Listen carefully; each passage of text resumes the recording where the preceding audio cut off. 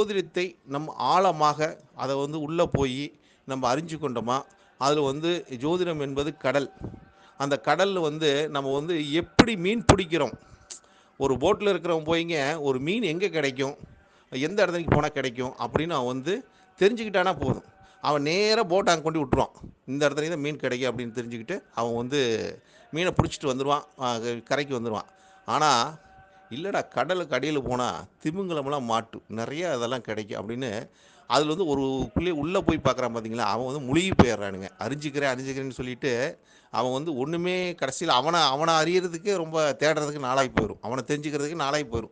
இன்னைக்கு நெறையா அந்த மாரி ஒரு வானத்தில் போன ஒரு விமானங்கள்லாம் கடலுக்குள்ள உழுந்து, இன்னும் கண்டுபிடிக்க முடியாமயே இருக்குது. அவங்கலாம் இன்னும் கண்டுபிடிச்சுட்டே இருக்கிறாங்க. ஆராய்ச்சி பண்ணிக்கிட்டே இருக்கிறாங்க.